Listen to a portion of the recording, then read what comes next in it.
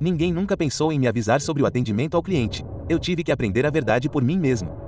Ao longo dos 10 anos em que lidei com clientes, acumulei um grande arquivo de histórias terríveis. Esta será uma das piores. Minha carreira começou em uma loja de roupas e decoração que tinha acabado de abrir na minha cidade. Na época, eu tinha completado 18 anos há 2 meses.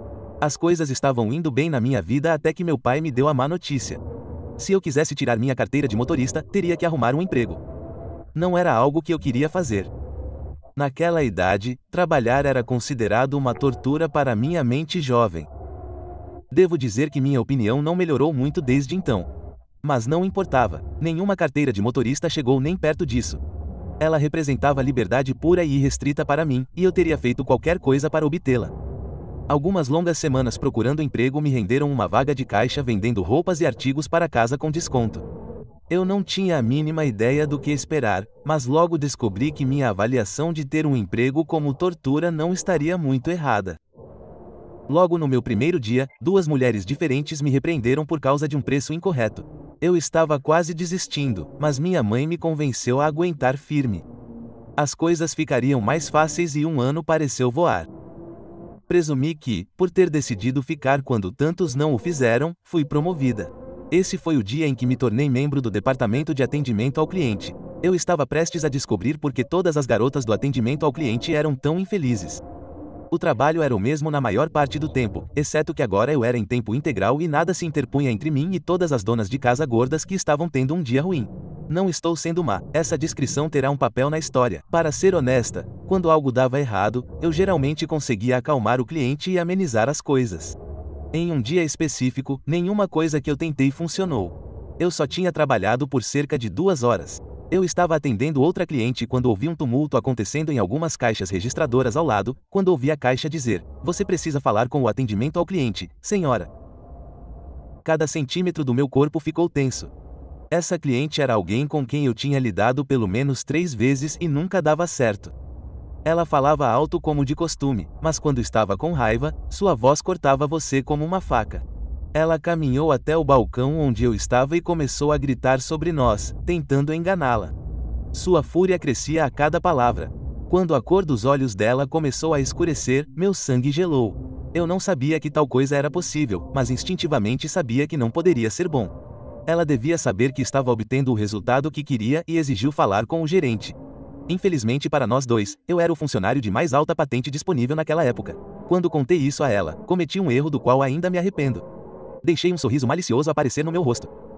Foi quando ela me deu um tapa pela primeira vez. Pensei que tinha sido atropelada por um caminhão. Antes que eu tivesse a chance de recobrar os sentidos, uma enxurrada de chutes e tapas caiu sobre mim. A situação logo pioraria. Acho que minha agressora estava agachada sobre mim e perdeu o equilíbrio. Todos os seus mais de 135 quilos caíram sobre mim. Todo o meu fôlego foi perdido e comecei a sentir como se estivesse sufocando sob o peso dela. Sou uma menina pequena, com pouco menos de 1,57 m. Na época, eu não tinha nem 45 quilos. Cada centímetro do meu corpo me dizia para gritar, mas eu não conseguia. Isso me deixou em pânico, o que só piorou. Não tenho certeza do que os outros na loja estavam fazendo durante isso. O que sei é que estava a meros segundos de desmaiar quando ela saiu de cima de mim. Uma grande lufada de ar encheu meus pulmões. Engoli em seco e ofeguei por pelo menos 1 minuto. Fiquei olhando ao redor, com medo de que o ataque continuasse. Quando avistei a mulher, entrei em pânico e me arrastei para trás do balcão. Ela estava lutando para se levantar, finalmente encontrando 2 homens para ajudá-la. Percebendo que havia cometido um grande erro e um pouco envergonhada, ela saiu rapidamente da loja, e eu não ousei sair do esconderijo até que os policiais finalmente chegaram. Os paramédicos me examinaram e eu estava bem. Várias testemunhas deram seus depoimentos, mas ninguém conseguiu identificá-la pelo nome e, aparentemente, ela só usava dinheiro para pagar as compras. Naquela noite, o noticiário local mostrou um clipe do vídeo da loja pedindo ajuda para fazer isso, mas nunca deu em nada. Ela parecia estar desaparecida, embora tenha sido uma cliente frequente por um bom tempo antes disso, eu acho. Isso realmente me fez perder muita fé no sistema de justiça. Parecia que eles simplesmente não se importavam depois de tudo que eu tinha passado. Por muito tempo, provavelmente 1 ano, temi que ela voltasse à loja ou que eu a visse pela cidade. Fico feliz em dizer que isso foi em 2012, e eu não Pude tirar alguns dias de folga depois do ataque e minha chefe até se ofereceu para me mudar para os fundos. Acho que ela pensou que eu ia pedir demissão. Admito que foi tentador, mas não queria deixar aquele psicopata me assustar. Continuei fazendo atendimento ao cliente até que toda essa pandemia começou e consegui um emprego trabalhando em casa. Como eu disse no começo, essa pode ter sido uma história única, se não a pior das minhas histórias de atendimento ao cliente. Agora que não estou mais trabalhando com o público, percebo o quão malucas algumas delas são. Deixe-me deixar todos que estão lendo isso com um pequeno conselho. Se você se encontrar em uma situação semelhante a esta, ou em qualquer outra na qual não se sinta confortável, ligue para a polícia ou para a segurança imediatamente. Já vi homens ameaçando caixas e mulheres me xingando de todos os tipos. Os dias de cavalheirismo e boas maneiras acabaram. Mantenha-se a salvo dos Kairens. Minha história se passa em 2014. Eu tinha acabado de me formar na faculdade há 2 anos e não conseguia manter um emprego nem que minha vida dependesse disso. Minha atitude só mudaria muito tempo depois. De qualquer forma, consegui um contato com uma agência de hospedagem. O trabalho em si era legal, mas a mulher que dirigia o lugar era uma babaca com todo mundo. Você pode estar vendo um padrão aqui, mas garanto que, nesse caso, eu não era o problema. Bem, eu aguentei a atitude terrível dela o máximo que pude. No entanto, chegou o dia em que eu disse a ela o que pensava. Eu já tinha incríveis 3 meses de experiência no ramo. E em algum lugar na minha mente maluca, tive a ideia de que conhecia o negócio melhor do que ela e decidi seguir carreira independente. Publiquei um post vendendo minhas habilidades em alguns sites. Não deu em nada no começo, mas recebi meu primeiro telefonema na segunda-feira seguinte. Infelizmente, esse trabalho não deu certo de última hora. Eu voltei ao começo. Demorou mais 6 dias até que outra oferta aparecesse, e era de uma família que morava a apenas 16 quilômetros de mim. Eles estavam planejando férias e precisavam de alguém para cuidar do cachorro deles. O pai com quem conversei parecia muito legal. Marcamos um horário para eu ir até lá no dia seguinte. No dia seguinte, vesti minha melhor roupa e fui encontrá-los. A casa ficava isolada em 16 hectares perto da divisa do condado, uma área predominantemente rural. Eu tinha sido babá de outra família nas proximidades, então não tinha motivos para suspeitar. Quando cheguei em casa, fiquei um pouco decepcionado com o estado do lugar. Apesar de ser uma casa grande, estava um pouco decadente.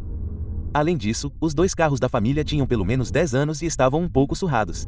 Eu não queria ser snob, mas tinha a sensação de que o interior não seria muito melhor. A ideia de passar 3 noites lá parecia muito menos atraente agora. Mas nada disso importava, eu tinha marcado um horário e ia mantê-lo. Além disso, nada dizia que eu tinha que aceitar o emprego se não quisesse. Com tudo isso em mente, toquei a campainha e fiz uma cara muito feliz. A porta foi aberta por um jovem bem vestido que se identificou como o pai. Achei estranho que um homem se vestisse tão bem e parasse para pensar nos sapatos, um par de tênis velhos e surrados, mas presumi que ele tinha um motivo e o expliquei em minha mente. Ele me convidou para entrar e nos sentamos juntos na cozinha. Fiquei aliviado ao ver que o interior estava em melhores condições, mas notei um leve cheiro de mofo. O serviço parecia um pouco confuso. Eu estava inclinado a recusar, mas o que acontecesse na meia hora seguinte, ou mais, determinaria minha decisão final. Enquanto esperávamos a esposa dele se juntar a nós, o homem e eu conversamos um pouco. Disseram-me que ela estava colocando as crianças para dormir e que seria só um momento. Eu podia ouvir movimentos no corredor. Não havia indícios de que ele estivesse mentindo. No entanto, conforme os segundos passavam, pequenas coisas começaram a me incomodar. Para começar, não havia sinal de que animais de estimação ou crianças morassem ali. Nenhum brinquedo jogado, nenhum copo com canudinho, nenhuma tigela de água ou camas para cachorro. Quanto mais eu olhava, menos parecia que alguém morava ali. No entanto, estava completamente mobiliado, mas não havia pratos no balcão nem eletrodomésticos ligados ao fundo. Comecei a sentir um leve desconforto. Algo estava me dizendo para sair. Enquanto tudo isso acontecia dentro da minha cabeça, o pai estava falando. Ele estava contando uma história e usando muito as mãos. E foi então que notei suas unhas. Por que um homem que parecia se importar tanto com sua aparência teria unhas tão sujas? Segundo erro. Este é um trabalhador de escritório de nível médio. Se eu tivesse que adivinhar, ele certamente não estaria fazendo trabalho braçal. Mesmo que ele tivesse um hobby como marcenaria, ele não se daria ao menos um jeito de limpar embaixo das unhas? Estou bem ciente de quão estúpido tudo isso soa, mas juntando tudo, com todas as outras coisas que notei, meus instintos estavam me dizendo para ir embora. Eu sabia que se algo estivesse errado, eu precisava ficar tranquilo. Se não, eu não queria causar uma cena. Não fazia sentido destruir um negócio antes mesmo de fazê-lo decolar. Com toda a calma que pude, disse que tinha esquecido algo no carro. Iria lá fora buscá-lo e voltaria em um instante. Sorri e me levantei. Quando me virei para ir embora, o homem agarrou meu pulso e me segurou. Terceiro strike. Essa era toda a prova de que eu precisava. Meu coração começou a bater forte. Ele olhou para mim e falou com os dentes cerrados. Você não vai a lugar nenhum, querida. Toda a gentileza havia deixado sua voz. O rosto verdadeiro agora me encarava friamente. O pânico tomou conta de cada centímetro do meu corpo. Eu sabia que não sairia daquele lugar a mesma pessoa que era quando entrei. Isto é, se é que sairia. Percebi que seus olhos saltavam de mim para o corredor. Ele parecia nervoso. Talvez seu sócio ou sócios estivessem sendo detidos por alguma coisa. Tudo o que eu sabia era que tinha que ir embora antes que eles chegassem. Esperei até que ele olhasse para o corredor novamente e aproveitei a chance. Puxei meu braço o mais forte que pude. Sua falta temporária de foco me deu vantagem suficiente para me libertar. Corri direto para a porta da frente. Eu sabiamente tinha usado sapatilhas em vez dos meus saltos habituais. Essa decisão foi o que me permitiu escapar. Qualquer mulher lendo isso sabe o porquê. E assim que me libertei, meu captor grita para seus cúmplices. Porque ele não os chamou até agora ainda me escapa. Não me preocupar em trancar a porta do meu carro foi outra escolha que fiz e que acabaria me beneficiando. A distância, embora apenas alguns metros da porta até o meu carro, parecia quilômetros. Entrei no carro e consegui trancar a porta antes que eles conseguissem me pegar. Foi só quando estava no meio de um malabarismo com as chaves que vi o segundo dos homens. Enquanto eu lutava para ligar o carro, meus dois assaltantes bateram no carro e puxaram a maçaneta da porta. O segundo homem era muito maior do que o outro. Não havia como eu escapar dele. Finalmente consegui ligar o carro e saí em disparada da propriedade. Foi a primeira vez que me lembro de respirar fundo nos últimos 5 minutos. Enquanto acelerava pela rodovia, liguei para o 190 para relatar meu quase sequestro. Não tinha certeza se meus agressores ainda estavam me perseguindo ou não. Em vez de ir para casa, fui para a delegacia de polícia mais próxima. Não ousei baixar a guarda até estar em segurança dentro do prédio e falando com um policial. Repeti rapidamente meu incidente ao policial. Ele registrou um boletim de ocorrência enquanto esperávamos notícias das viaturas que haviam sido enviadas para casa. Não foi um choque saber que os homens haviam fugido. O que me chocou foi o que os policiais descobriram no quarto principal. O relatório dizia o seguinte, mas vou parafraseá-lo. Quando os policiais White e Dawson chegaram ao maior quarto da casa, descobriram que todos os móveis estavam despojados.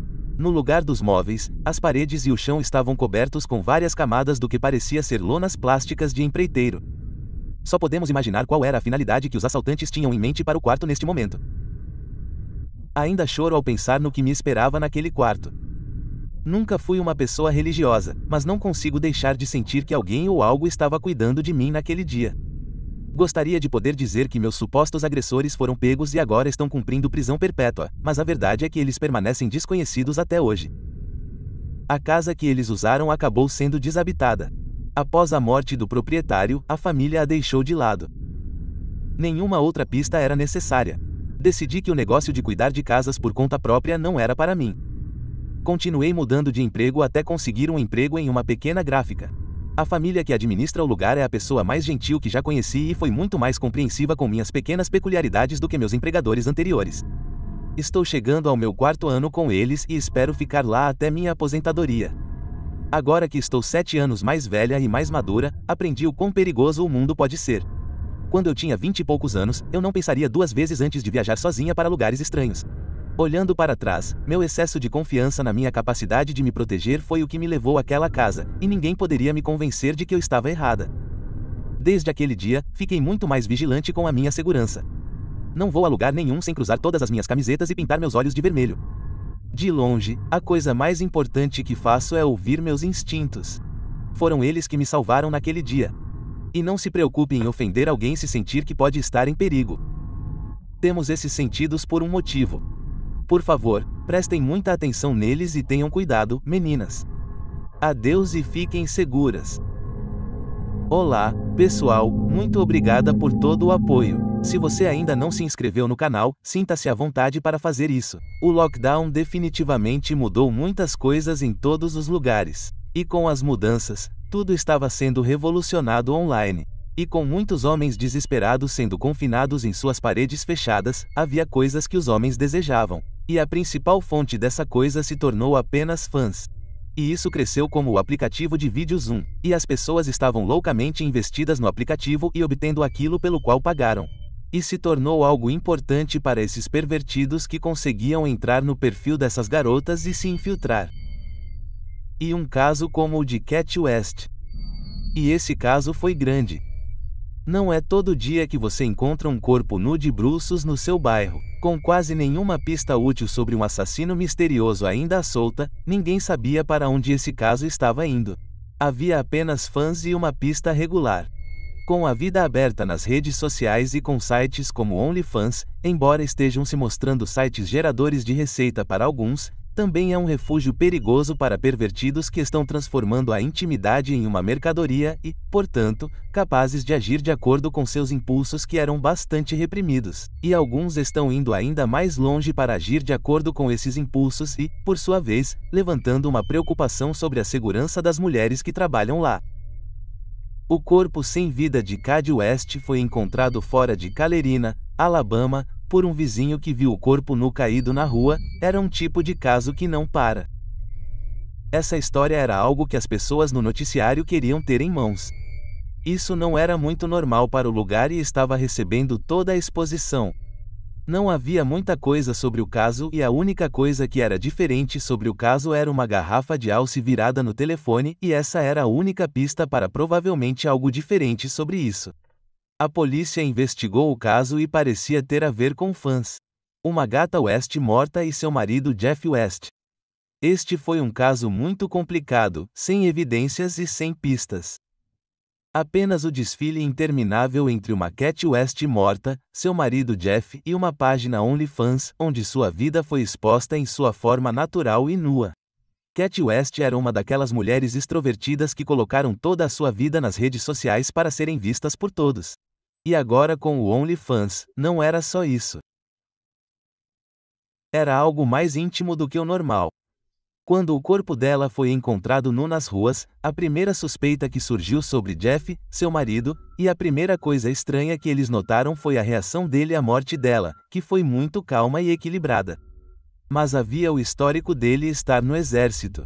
Então, a postura calma não era realmente um grande mistério, já que quase todo mundo sabe que as coisas pelas quais os soldados passam são muito piores do que podemos imaginar. Então, mesmo que Jeff tenha sido preso, muitos oficiais não acreditavam que ele faria isso. Até os amigos de Kate disseram que ele nunca faria isso. Então, a próxima suspeita foi o incontável número de pessoas no OnlyFans dela. E isso foi algo que pode ter sido o motivo. Ela estava se expondo. Seu conteúdo sexual estava exposto para muitas pessoas verem. E não há dúvida de quantos pervertidos poderiam estar lá esperando para atacá-la. Poderia ser qualquer um dos caras do OnlyFans que a teria confrontado em um beco ou na rua e depois a perseguido e matado. Um cenário poderia ser que talvez o marido tivesse se cansado de suas investidas lascivas e então a matasse. Mas não havia nenhum indício de ciúmes em Jeff, então a polícia já descartou essa possibilidade. De acordo com os juízes que sentenciaram Jeff a 16 anos de prisão pelo assassinato de Kate West, isso aconteceu um dia quando Kate e Jeff estavam fora. Jeff deve ter confrontado Kate sobre a coisa do OnlyFans. Você continua postando essas fotos na internet, deve ter dito Jeff.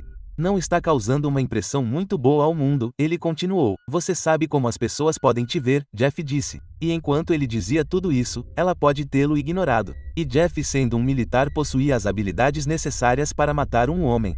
E então o Jeff de aparência inocente deve ter se transformado nesse demônio bárbaro com os olhos vermelhos e furiosos no momento do calor e pegou a garrafa ausente e bateu na cabeça dela com grande força para matá-la. Embora Jeff se declare inocente mesmo depois de 3 anos da morte de sua esposa, ainda há muita especulação e fatos omissos. Jeff disse que foi apenas um acidente de embriaguez, mas nunca poderemos ter certeza de quem e o que a matou. Só se Cat pudesse voltar e nos dizer quem a matou, Jeff ou OnlyFans. Não temos certeza se o veredito foi correto, se foi o marido vingativo e raivoso, ou apenas um mero acidente de embriaguez, mas pode haver mais neste caso do que apenas essas duas suposições. Não podemos ignorar o fato do sinistro canalha que está por trás dessas telas comprando fotos íntimas dessas mulheres obcecadas por seus corpos e se esforçando para acalmar os impulsos que sentem. Isso não é muito conhecido, exceto pelo marido que está tentando se declarar inocente e está lutando por sua inocência. Embora fossem um casal estranho, não havia motivo ou razão para seu marido agir de forma tão irracional. Então, foi Jeff? Foi o acidente que ele alega? Ou é algo mais do que parece ser? Existe algum cretino que acabou de escapar impune do assassinato da falecida modelo do OnlyFans, Cat West? Só a Cat sabe a resposta para isso. Isso aconteceu ontem à noite e, honestamente, ainda estou um pouco abalada com isso. Trabalho à noite como despachante em uma cidade de médio porte do centro-oeste. Eu estava dirigindo para casa às 2 da manhã quando parei para abastecer. Olhando para trás, foi uma estupidez ter parado. O posto de gasolina estava mal iluminado e vazio, mas eu conhecia as áreas sombreadas da cidade, e essa geralmente não era uma delas. Enquanto eu estava abastecendo, notei uma mulher de meia-idade sentada no meio-fio do outro lado do estacionamento. Era uma noite fria e tinha começado a chover. A mulher não estava usando roupas adequadas para o clima e estava encharcada. Quando a mulher viu que eu a estava observando, ela me chamou do outro lado do estacionamento. Minha segunda de muitas decisões estúpidas naquela noite foi escolher me envolver com ela. Eu estava preocupada com ela, então a abordei para ver que tipo de ajuda eu poderia oferecer. Oi, linda. Estou tentando chegar em casa, mas ninguém me ajuda. Estou tentando chegar na cidade, mas a corrida de táxi custa $60 e eu só tenho $40. Você pode me ajudar? Normalmente não dou dinheiro para pedintes, mas essa mulher parecia sincera. O tempo estava péssimo e meu trabalho é ajudar as pessoas, então concordei. Disse a ela que não tinha dinheiro, mas se ela entrasse comigo, pegaria dinheiro no caixa eletrônico e daria a ela alguns dólares. Entrei para pegar dinheiro, mas o caixa eletrônico não estava funcionando. Pedi desculpas e disse que não havia mais nada que eu pudesse fazer. Ela me seguiu de volta para fora, conversando comigo enquanto eu abria a porta do motorista para entrar. Então ela entrou no meu carro. Fiquei chocado demais para dizer qualquer coisa. Fiquei olhando para ela enquanto ela se afivelava no banco do passageiro. Assim que ela entrou no meu carro, seu comportamento mudou completamente. Ela não parecia mais, por mais que parecesse, extremamente animada e inquieta. Leve-me até a casa da minha tia, ela pode me dar dinheiro, disse ela. Claro, alarmes dispararam na minha cabeça. Embora meu primeiro instinto tenha sido dizer a ela para sair do meu carro, meu instinto me disse que seria perigoso. Ela já havia se mostrado imprevisível e parecia estar drogada. Eu não sabia se ela tinha alguma arma consigo quando forçou a entrada no meu veículo. Achei que isso poderia provocar uma reação violenta. Onde você está me pedindo para te levar? Comece a dirigir, eu lhe direi quando virar. Não. Se você quer que eu considere levá-la a algum lugar, preciso que me diga para onde estamos indo. Eu disse isso sem nenhuma intenção real de levá-la a lugar nenhum. Não se preocupe, querida, eu não sou uma garota má. Não vou te roubar, apenas dirija. Não. Qual é o endereço da sua tia? Enquanto eu fazia perguntas, ela ficou agitada. Ainda não tínhamos saído do estacionamento do posto de gasolina. Pensei em sair do carro e ir até o posto de gasolina para pedir ajuda, mas ela parecia conhecer e ser amigável com um dos atendentes que estavam lá dentro. Além disso, eu não ia deixá-la sozinha no meu carro. Por fim, ela me repreendeu e disse: "Por que você está me fazendo tantas perguntas? Achei que fôssemos amigas. Você não confia em mim? Eu trabalho na polícia." Eu disse: "É meu trabalho fazer esse tipo de pergunta." Ela surtou e começou a gritar comigo por eu ser uma delatora, por tentar colocá-la em problemas, por estar perdendo a cabeça. A essa altura, estou mais assustada do que nunca. Só queria que ela fosse embora. Mas meu instinto ainda me dizia para tirá-la do carro. Decidi arriscar. Não sou policial. Só trabalho na polícia. Por que não te levo ao Walmart e vejo se eles têm um caixa eletrônico que funcione? Minha ideia era tirá-la do carro o mais pacificamente possível e perdê-la na loja. Ela gostou da minha ideia e se acalmou imediatamente. Eu sabia que sair dirigindo com a mulher no meu carro era incrivelmente arriscado, mas parecia a minha melhor opção no momento. Enquanto dirigíamos, ela continuou falando comigo. Seus pensamentos eram erráticos, saltando para todo lado. Às vezes parece difícil para ela dar continuidade a um pensamento, mas foi mais ou menos assim que nossa conversa foi. Estou feliz que somos amigos agora. Tive umas 5 ou 6 pessoas tentando me pegar. Vou até seu trabalho amanhã para que possamos prendê-los. Ok, podemos conversar sobre isso amanhã. Hoje à noite você disse que estava tentando chegar em casa. Sim, querida. Estou realmente tentando ir para o interior. Interior? Pensei que você disse que queria ir para a cidade. Sim, eu quis dizer cidade. Foi isso que eu quis dizer. É por isso que o táxi custa $40. É longe. O táxi custa $40. Sim, querida. Você disse que tinha $40. Eu tenho, querida, mas eu tenho $40 para a corrida de táxi. E então houve silêncio. Tem certeza de que não pode me levar para a casa da minha tia? Querida, ela mora na Fuller Road. Não foi isso que você disse antes. Ah, não, querida. Desculpa. Ah, não importa. Ela não vai me dar o dinheiro de qualquer maneira. Tem certeza de que não pode simplesmente me levar para a cidade? Era assustadoramente óbvio que essa mulher estava mentindo porque os detalhes de sua história mudavam constantemente. Quando entramos no estacionamento do Walmart, ela finalmente saiu do meu carro, só depois que eu saí primeiro, e me seguiu até a loja. Eu disse a ela antes de irmos procurar um caixa eletrônico que precisava usar o banheiro. Eu planejei chamar a polícia de dentro da cabine, mas ela me seguiu até o banheiro, e foi aí que as coisas ficaram estranhas. Ela agarrou meu braço e sussurrou no meu ouvido: se você não tem dinheiro, tudo bem. Deixe-me perguntar uma coisa, querida. Você gosta de ser comida? Eu disse não o mais veementemente que pude. Entrei em uma cabine e tranquei a porta o mais rápido que pude. Assim que consegui uma barreira entre nós, eu disse: sabe, tenho alguns amigos no departamento de polícia que provavelmente podem te ajudar melhor do que eu. Vou ligar para eles e ver se conseguimos resolver isso juntos. Novamente, ao mencionar os policiais, ela começou a gritar comigo, e eu continuei repetindo que a polícia a ajudaria.